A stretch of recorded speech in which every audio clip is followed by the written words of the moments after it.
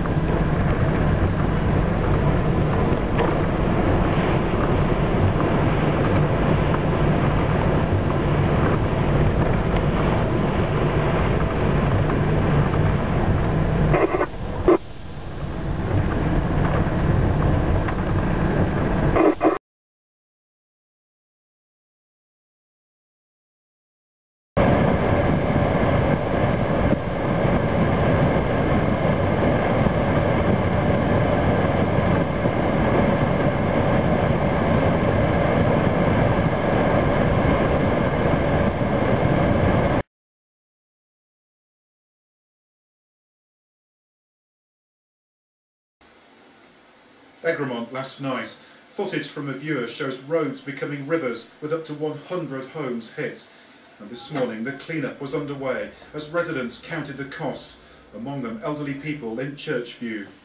Well, I was waiting about 3 o'clock to go to the bathroom and heard voices outside, and the fire engine was parked around there, and the firemen were up and down trying to sort it out.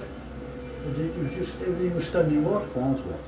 It's got a couple of inches of water in it, and we'll have to take them out. We'll have to take the carpets out, seats out, carpets out, get it pressure washed and dried and put it back together again. And it was even worse on parts of the town's Orgill estate.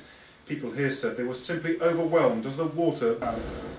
For the owners of this flooded hotel near Sellafield, it was a double blow. They own the house which tumbled into the River Ian in Egremont earlier this week, although they didn't want to talk on camera today.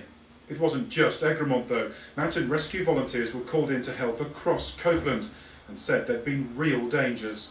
Last night the conditions were such that there was a real risk to life and to property, and I think one of the saving points of last night was that the rivers were at their worst in the early hours of the morning. Most people were in bed asleep, but had that not been the case, there was a real risk to life as well as the damage that subsequently happened to property. Basically there was a 7-foot sandstone wall acting as a dam, and that just completely gave way, sending the torrent of water through the garden at about halfway at the window height, obviously bringing the debris with it as it cascaded through the garden towards the next wall, which then held the flood back for a little while.